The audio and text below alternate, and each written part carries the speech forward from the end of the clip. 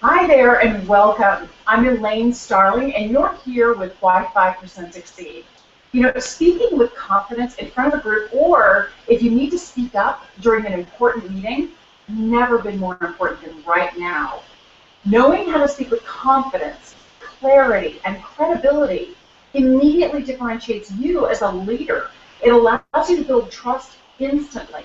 And of course, it creates great business opportunities. Well, I am thrilled to have Diane DiResta with me today. She's the founder and CEO of DiResta Communications. She is in New York City as a consultant, but she travels the world advising business leaders who want to communicate with much more impact, whether it's one-to-one or in front of a crowd, or like right now, during an electronic platform. Diane has generously offered to join us to share some of her best tips, tools, techniques, and tactics for showing up powerfully in the moment. And I also, well, let me introduce Diane. Diane, I'm so glad you could join us today. Thanks, Elaine. I'm thrilled to be here. And this handsome guy who's muted himself out, this is my husband and also the show producer, and he's going to be making sure we see any questions or comments that you have. So, Diane, I want to get started right away because so many people are dealing with this on a daily basis. They're in business meetings or they have to get up on stage for some reason. And it's so important that you find a way to work through the fear. So what is one of the things that people can do right now to help get rid of their fear? Could you just talk a little bit about the importance and what your experience has been in today's marketplace? Sure, and that's why I wrote my newest ebook, Give Fear the Finger, How to Knock Out Fear of Public Speaking, because you really have to deal with this. And what I find when I work with people, and this is over 20 years in my living laboratory, fear is twofold. It's skill set and it's mindset. So the first thing we need to do is work on your mindset. What are you believing about yourself? What are your beliefs about speaking? And then give you the tools, which are the skills. So I show people how to, what confidence looks like, what it sounds like, and how to speak the language of confidence. So if you wanted one tip right away, it would be focus on your breath. Here's the mistake people make. People who are nervous speakers are often thinking of the future. They're imagining all the bad things that can happen. People who are confident speakers live in the present. They know their message and they're focused on the audience, and that's where your focus needs to be. So what I tell people is get over yourself. It's not about you, it's about them. And it's amazing when people hear me say that, there's a shift that happens. And I've often asked people, what was helpful? Well, when you said get over yourself, it's not about you, it's about them, it changed the way I think. So a lot of fear is self-imposed. That is so true. That is so true. And it's interesting that you bring this up, Diane, because it's one of the things that I teach, is that everybody deals with fear. Fear is there to galvanize you, to empower you, to inspire you to move. It's that adrenaline rush. Yes, exactly. And so everybody deals with fear, and what your clients want most is help in managing their own fear, and then being able to focus. And that's really what you can do when you're powerful and confident in front of a room. People feel you. Yes. And when you show up confident, they are more confident. They take on the same emotions that you embody. Have you experienced that too? Absolutely. And what's interesting is there's always an energy exchange between a speaker and an audience. And people will pick up on your energy. So go in there not making the audience your enemy. And that's what a lot of people do. They see the audience as adversarial. But keep in mind that your audience wants you to succeed. They are there because you have something that they want, whether it's entertainment and feeling good or information. And so a lot of times we tend to minimize ourselves, and especially when people are talking to a senior management audience, they get nervous. Well, they don't feel they have the right to be there. And I always say to them, they need what you have. You have an update, they don't have that. And so you have a right to be there. So the first thing is own that space. You have a right to be there. You have something to offer. So that is the first thing. That's the mindset and the intention you need when you go out there. You know, Diane, I love what you're talking about here, especially that your audience is on your side. And I just want to share a personal experience that I had that really exemplifies that, because I got a chance to attend a Cirque du Soleil presentation. And if you've ever been to Cirque du Soleil, they're amazing. Beautiful acrobats, all kinds of stuff. Well, somebody was up on the high wire, and they were doing this very difficult maneuver, and he missed. And he hit the net. Thank and the God. whole audience was just like, ooh, we were there. It's like, you're the one on the trapeze. You're the That's one right. on that wire, right? You're Yes. the guy balancing, teetering, and you're just like, ah. And so when he finished the routine, he got back up, same position, did it again, and nailed it. And we cheered. I mean, people stood up.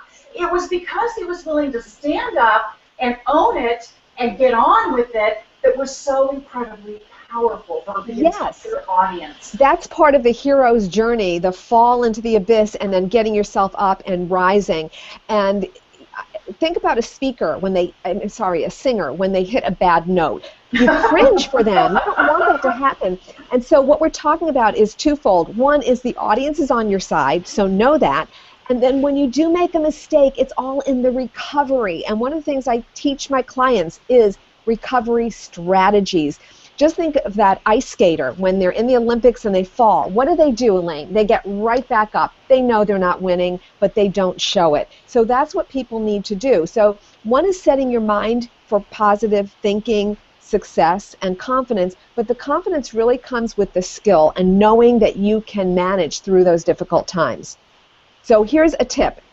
I often say to audiences, all right, tell me what's your biggest fear? Oh, well, what if I trip when I go up? And I said, all right, let's imagine you tripped. What could you do? And they're dumbfounded. And I said, well, how about saying, I want you to know I've been practicing that entrance for weeks. Or, never let it be said, I don't know how to make an entrance. When you do that, yeah, people laugh. Why? Because it's relief. They're feeling that tension along with you. And when you don't take it seriously, they laugh. And it humanizes you. So don't be afraid to make a mistake. It's all right. And I tell people when I work with them in workshops, I don't allow perfection in these rooms. And I don't allow perfection for two reasons. One, you can't achieve it on earth, so why try? But secondly, even if you could, people would hate you because nobody likes a perfect person. Isn't that right? It's so true. Yeah. So aim not to be perfect because that's what holds you back and inhibits you. Aim to be human, and that's when you have your power. People connect with that. People should tweet that. Don't aim to be perfect. Aim to be human. I love it. All right. Did you hear that, Dane? Go tweet that now, @SpeakingPro. Well, I wanted to ask you a couple of questions because when we were speaking earlier, you mentioned that fear shows up in 3 different ways. Mm-hmm. Could you talk a little bit about the 3 different ways people tend to experience fear? Well, actually, there are 4. It shows up physically in the body. It shows up mentally in your mind and your thinking. It shows up behaviorally in terms of what you actually do. And it also shows up chemically, although we can't see that. There are chemical changes in the body. So physically, what might happen is you start sweating or you start fidgeting with your hands. So those are the physical manifestations of nervousness. Mentally, what happens is you start thinking negative thoughts, and that can cause you to freeze. And behaviorally, you may hold back and be very stiff and not be forthcoming. And the chemical is you'll probably have an increase of cortisol to the brain, which is the stress hormone, which again is going to impact your performance. So there are things that you can do. There are things you can do. I was going to say, what are some things we can do to try to overcome that and try to prevent those different methods of fear showing up? All right, so you don't have to spend a lifetime. Here are some quick tips you can use immediately. One is power poses. There's been research at Harvard, a researcher by the name of Amy Cuddy. She's a neuroscientist who also did a TED Talk. They found that when you get into these power poses for 2 minutes, you actually get an increase or a surge in testosterone, which is the courage or risk-taking hormone. So here is the first pose, and I don't know if you can see me, but it's the Wonder Woman pose. And it's the hands on the hips, or it's the Superman pose. So your hands are on your hips. There you go. There we go. All right. So that's the first thing. So I would say go into the restroom right before your presentation and hold that pose for 2 minutes and think positive thoughts. And you're going to find that there's a mind-body connection. So as you put your body into a certain state, it sends up hormones and thoughts, and you start to feel a little bit more confident. Now, another pose that you can do is a power pose in the seated position. And what you do is, you can see there, you lean forward at a 15-degree angle with your feet flat on the floor and your hands on the table. So not only is this a listening position, but it actually increases your confidence. How do I know? Because I've tested it. I've taught this to clients, and they will come back after meeting and they'll say, you know, I got into that position and I did feel more confident. Why? Because what happens is when you're nervous, your energy's going out in all directions and you lack focus. So by having people focus their energy in the posturing, it calms them down. They get positive feedback because people are reacting in a positive way. And then there's this continual feedback loop. And so it's a great way to start out your presentation. I love that. I absolutely love it. So those are things you can do physically. Yeah, it's so simple. We don't think about the message that you communicate with your body, but those subtle cues of leaning in, right, and smiling, just making the eye contact, all those things present you as someone who's really interested and engaged and more powerful. Yes. I love that. That's so important. So what's one thing that we should just never do? What's a big, bad, ugly no-no?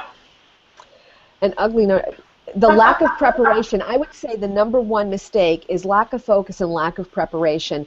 Do not wing it. You know, unless you're Bill Clinton, most of us don't have that ability to speak off the cuff and be really entertaining, charming, and stay on message. So for most of us, we have to prepare, and it's 90% preparation and only 10% delivery. People have no idea when they see a seamless presentation what it took to get there. I was working with a partner in a law firm, and she was giving a 5-minute introduction or opening presentation. We spent 3 one-hour sessions on that, and wow. She nailed it. But people thought it was something that was spontaneous. No, we spent a lot of time because it was important. Why was she willing to invest that kind of time and money? Because it's her image, it's her brand. She was in a leadership position, president of this association, and it really makes a difference. So it sure does. It sure does. How you show up in today's environment, it's truly a competitive advantage, right? It's a big differentiator. And we were talking earlier that this is one of the ways people can make a lot of money, right? That just being able to speak effectively on your topic is really important. Has that been your experience? Absolutely, and in fact, one of the things I say in almost every speech that I give is that speaking is the new competitive advantage. And that's because our world has become so commoditized that what separates you from your competition is your presentation, how you show up. And it's also a way to build trust. So I liken speaking, or I would say marketing with a speech, as test driving a car, because what happens is they see you in action, it establishes your brand, it establishes you as an expert, and then there's a trust, and when they need that expert, guess who they're going to remember? You, because you spoke to them. And I believe that even though they say the pen is mightier than the sword and writing is the number one credibility piece, the second to writing or being an author is a speaker. Mm-hmm. So true. And with video becoming so much more universal, it's ubiquitous online these days. I mean, it is the hot thing. If you don't have video around your business, you're really missing out. Video is so powerful because it allows people to really connect with you. Yes. They see all of your movements, your body movements, they hear your voice, and of course they're getting the message at the same time. So being an effective speaker live or in recordings is really, really key. And Diane, I know you're an expert across the board. Are there any little differences that we should know about? I mean, you and I are on video right now. Right. We're doing this as a Google Hangout. Are there certain techniques that you found are more effective when you're doing something virtually versus live? Yes, and one of the things we tested out earlier is where you look. A lot of times I'm looking up at the webcam lens, and as you can see, my eyes are up higher now. But often, if I look directly at the screen, it looks like I'm looking down. So if you've ever had that experience with a webcam, you're talking to someone, they're talking to you, but your eyes are here. So you need to test that out, especially in a job interview, since many more are virtual. So that's one of the things that you want to test out. And also realize that there can be a delay time. And lighting is important. We both adjusted our lights so we wouldn't have that harsh lighting, the fluorescent lighting. And interestingly, I was just interviewed by Investor Business Daily on video presentations because it's so powerful. That's really cool. That is really cool. So, whoops. Little technical difficulties. And that's the beauty of live video. Jane, could you mute your microphone, please? I thought I heard some breathing. I thought I heard some deep breathing, and I didn't know if we had just intercepted a porn channel or what was happening, but we were both very cool about it. I tried to be really subtle. I'm looking for the controls to mute it, but I couldn't find it. Oh, well. I knew what was going on, but what's happening right now in the moment is what you want to do when you are confident and comfortable. You just embrace the technical glitch or whatever's happening in the moment. And that's why I'll tell people when you're presenting, let's say you have PowerPoint or Keynote or whatever you have a backup. Have some hard copies and be able to speak even without the hard copies because something will happen. So how do you incorporate that? And humor is a good way to do that. Make light of it. Embrace it. Include it.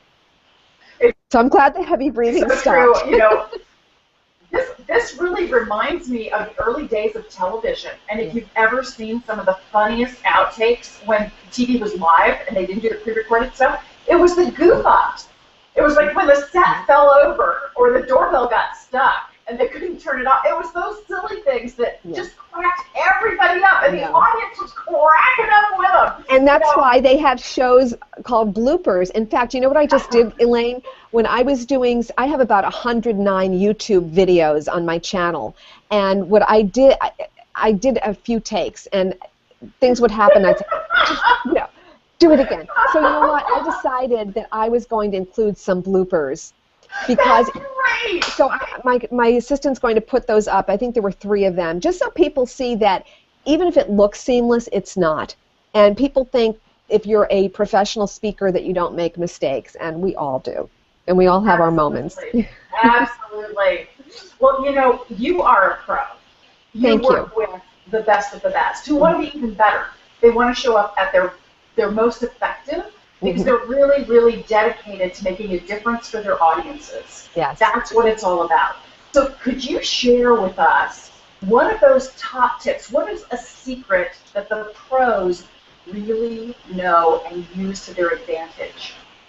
Well, aside from tailoring and preparing for your audience, I would say the pros do 2 things that separate the good from the great. One is they're master storytellers, and the second is they are masters of the pause. And this is the hardest thing for everybody, more than storytelling, because people are afraid of silence. And so when I work with people, I get them to spend time being silent. And it's unnerving, but it's amazing that dramatic pause at the end. You see how you're nodding and I'm drawing you in. Yeah. So using strategic pausing can be very powerful, and people don't do it well enough. They don't do it often enough. So that's one thing that people can start working on now to improve their presentations. So I do have another question for you, and it's around pacing. Because when you're passionate about your subject and you're really in the zone, you probably pick up your pacing and you're talking a little fast, and people may have trouble understanding you because you're so excited about it, blah, blah, blah, blah. But there may be times when you're much more effective if you can slow down, and it's not just a pause, it's just the pace of the communication. Could you comment on that? Sure. Everybody has different energy levels, so you can't take a high energy person and slow them down. It's not natural. It's like a long record. So what you want to do instead, I was just going to say 33 1/3, but I realized most people don't remember those record speeds, which is another thing. Right? That's another thing you need to be aware of when you are speaking. What are the examples you're using, and who's your audience? Because today a lot of millennials don't relate to certain technology that was true when I was growing up. So that said, it's not about slowing the rate, it's about putting in the pauses. And I call it the beat technique. If you can count 2 to 3 pauses at the end of a sentence where you would have a period, that will do it for you. So I can be really high energy, but if I come to a stop where there would be a period or a comma, then the message gets through. So here's the thing. The brain cannot process when you're speaking on one run-on sentence. I don't think people speak too fast. What they do is this. They speak on one long run-on sentence that doesn't stop. You don't know where the periods or the commas are going, and then they run out of breath. When someone runs out of breath, I know what their problem is. It's a quick diagnosis. Your sentences are too long, and you're not coming to a stop. So you can practice the beat technique, and I'll take you through this. I would have people repeat after me. Today is Wednesday. Tomorrow will be Thursday, and then it will be Friday. If you can tolerate that silence, it gives enough processing time to the brain so that the message lands. When you speak a mile a minute, or when you're speaking on one run-on sentence, it's actually like a ticker tape. It goes right past people and it doesn't land. So do you want your message to get through, and do you want to have emotional impact? Master the pause. Brilliant, brilliant words of advice. I really love that. Master the pause. So not an easy thing. Easier said than done, but very powerful. And you know what I discovered, Elaine? It's not rocket science, but it's the little things that make the greatest impact. So people don't have to necessarily do a whole total makeover. Just do these little tweaks. Start with one thing. Work on the pause, then work on your body posture. And eventually it all comes together. But the key in effective presentation is alignment, that visual, vocal, and verbal are all saying the same thing. And that's when you have the trust. That's when you have the credibility, when it's all working together. And that can take a little practice. That's not necessarily an overnight, having the visual, verbal, and vocal. I didn't say that right. What were they again? Visual, vocal, and verbal. Okay, visual, vocal, and verbal. Having visual, vocal, and verbal all in alignment is something that requires practice. It requires repetition and preparation. So you may not feel that it's a natural thing, but working with a pro who can see what you're doing from an objective perspective, some quick coaching techniques to shift what you're doing, like that power pose thing, that Wonder Woman thing, I know it works. It really works. Who knew? Like you say, it's not rocket science. They're little things. This is the beauty of neuroscience, because now they're looking at the brain and they're discovering these things, and it's very empowering and very enlightening. So I'm excited to find out what else is going to happen. You know, one of the things that I absolutely love, and I'm sure you're familiar with this too, Diane, it's the research about priming and how you can actually prime your brain. So you were talking about when you're getting ready to give a presentation or go into a meeting that's really important, that you need to think thoughts that support you. Could you talk a little bit about priming and what kinds of things we can say to ourselves to get ready for that presentation? It's important to have rituals that prepare you. Just like an athlete, they don't start running, or I'll say to someone, do you play tennis? Well, you don't just go up to the net and whack. You get into the position, you get in the readiness position, but you also set your mind before you go out on the court. And it's the same thing with speaking. In a sense, there's a sport of speaking. And so one of the things I created for the listeners and viewers is a video of affirmations that are set to music. So if you go to my YouTube channel, which is simply /Diane DiResta, you will see on one of the channels affirmations, and you can play it daily. And it comes up with, I am confident, I am a good speaker, and all those empowering messages. The brain The subconscious mind takes you literally, and if you continually say negative things, that's what you'll experience. So you can prime your mind by saying positive things, by doing your power poses, and by doing your breath work. Breathing is the key. If there was not one thing only, I would say work on your breathing. Because when you use deep abdominal breathing, it's a type of meditation, and it sets you in a zone so that when you have that racing heart, it will actually slow down the physiology.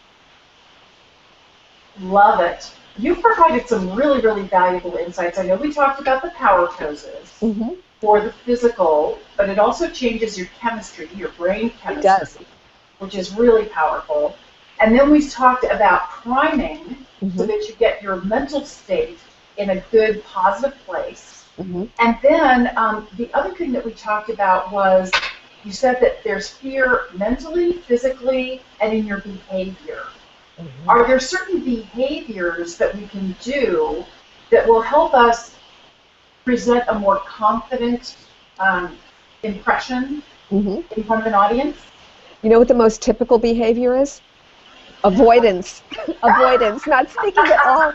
And I tell people that you cannot avoid speaking any longer, and to do so is career suicide. Because if you're an entrepreneur and you're not speaking to promote your business, you're actually leaving money on the table. And if you work for a company and you're not speaking, that's career suicide because you're losing visibility. And if you're a woman, speaking levels the playing field, so why would you avoid it? So the avoidance is key. So one of the behaviors that will empower you is get there early and shake hands with people and meet and greet. Why? Because now you know names, you know something about them, and you feel like you have some allies, and you can actually reference anything that people said to you and draw them in. So you could say, well, I'm glad to be here. When I was talking to Elaine before we started, she said this, and lead right in. So that's one of the things that will be very helpful. Don't make the audience your enemy, make them your friends, because they are. That is so true. And what is a good behavior when you're in a professional business meeting and maybe everybody's going to be sitting around a conference table? Do you still encourage people? It might be folks that you work with, so you already know them. You may not need to introduce yourself. Is there a technique, a behavior that we can do that will help us feel confident and help us look confident in the moment? Certainly the power position, getting into a readiness position at the table when you're seated, but also having some small talk and using humor. Nothing relaxes the mind and the body better than humor. So being natural. The mistake or the myth I find is that people think that to be authoritative you need to be serious. And so they're there very seriously. And it has the opposite effect. If you think about captains of industry at the top of their field who are good speakers, they laugh, they joke, they're lighthearted, they are spontaneous. So don't be afraid to go off message. As long as you've prepared and you have your notes, you can come back. But a confident speaker will react to what's happening in the moment at the meeting and then bring it back. Excellent. I love that. React to what's happening in the moment. Really stay present in the moment. Because when you get afraid, I love the way you said, you're focused on the future and you're pretending that it's going to be a disaster. Yes. Instead, you're focused on what's happening right now, and you're there truly to serve the audience and make sure they have an incredibly rewarding experience. You can show up much more effectively because it's not about you, it's about them. Love what you said there. Really powerful. So, Diane, you've come across a lot of hidden challenges. As you worked with lots and lots of folks of all different levels. Yes. Could you share some of the most common hidden challenges or mistakes that people make? I don't know if they're hidden, but certain mistakes. And let me tell you, you're absolutely right. As a speech pathologist, which was my first career, I've worked with ages 4 to 84. And in my business, DiResta Communications, I've worked across industries with entry-level associates as well as CEOs of corporations. So I have a wide breadth, and I would say that some of the typical mistakes, number one, is lack of focus. People's messages are going out in all directions. So the first thing we do is we figure out, how do you get laser-like focus? Here's a tip that you can use right away, and it's the fill in the blank. At the end of my presentation, the audience will blank. The answer to that is your outcome. And when you are crystal clear about your outcome, then everything you do and prepare is leading you to that end result or your intention. I often warn people, though, just don't be like somebody in one of my workshops who once said, at the end of my presentation, the audience will applaud. Well, that's very nice, but that is not an outcome. So what do you want to have happen at the end? That is your outcome. So that's one of the most common mistakes. Another one is lack of eye contact, not knowing where to look at an audience. And so people look over their heads, they look down, their eyes dart. The hardest part is when people get started. So for your opening, find one friendly face and talk only to that person and deliver that opening line. Memorize your opening line, because once you get started, you're good. But it's that first moment that's really challenging for most people. I love it. I love it. And I may not have said it before, but Diane, I loved when we were speaking earlier, and you said that your commitment was really to help people get rid of their fear about speaking powerfully, effectively, and concisely. Mm-hmm. And you actually have some great resources that people can use to refine their presentations and be able to show up much more effectively. Could you describe that for us briefly? Sure. I have a number of resources. One is my first book that I wrote called Knockout Presentations, and that is everything from soup to nuts, and I wrote it like a seminar so that it's the next best thing to having me. It actually has the tips, the checklist, the do's and don'ts, the skills. The new book, which is an ebook, is Give Fear the Finger, and that's focused strictly on the confidence building and the fear busting techniques. I have a site called speechmakersite.com. And SpeechMaker is call it an app, but it's online, and it allows you to create either an informational or persuasive talk. So what I did is I put the templates there, and it gives you transitions if you want to use those, or you could use your own. And all you do is type in. Once you're finished, you hit send, and it creates a PDF for you. So it takes you through the process. Yeah, it's a really cool instrument or app. And that's speechmakersite.com. And I also have a 3-part webinar series called Knockout Presentations. Excuse me. The first one is on delivery skills. That's an hour. The second hour is on organization. And the third one is on questions and answers. And, of course, there's my YouTube channel. Take a drink of water. Always have water when you're speaking. I have my water, too. I've got my little I'm not really choking. I'm just doing that for demonstration purposes. Great recovery. I love it. I love it. You live what you teach. Thank you. And I love how you make it so accessible and so easy for us to implement. Because that's the biggest thing. I think one of the biggest fears people have is just getting started. Where do I even start, right? Yeah. It can be very intimidating and overwhelming. Start with the decision. Start with the decision that you're going to be a better speaker this year, and it doesn't matter that January is gone. You can start right today, and you can do something very simple. Start by going to my website, DiResta.com. There are a lot of resources there. Go to my YouTube channel, /Diane DiResta. There are so many instructional videos. There's one on fear. There's one on organization. There's one on listening. Go visit those areas, or get yourself a coach. Take a class.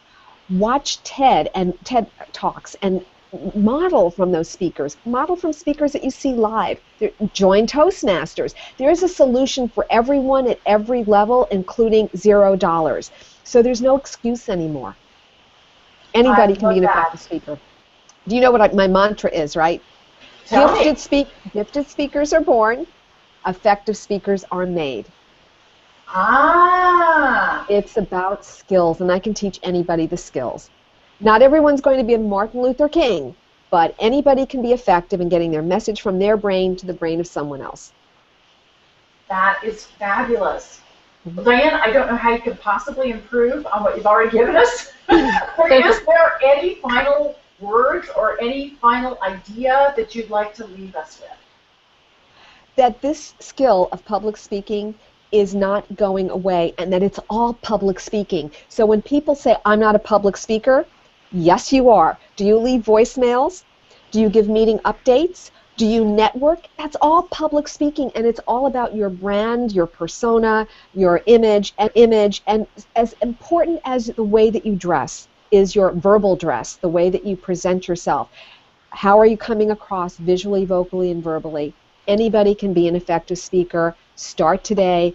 Go to these websites, contact somebody that you trust, and get started.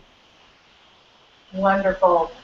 Diane, thank you so much for being here with us today. I know we've all learned a lot. I'm going to be using that power pose. I'm going to be leaning in with everybody. And I hope that you'll adopt those things too. Make sure you prime before you start any conversation. Tell yourself that it's going to be a great conversation. You're going to make a huge difference in someone else's life today. It's amazing how that removes the pressure off of you when you're focused on them. Thank you for being here, and I look forward to seeing everybody again next week, same time. Take care.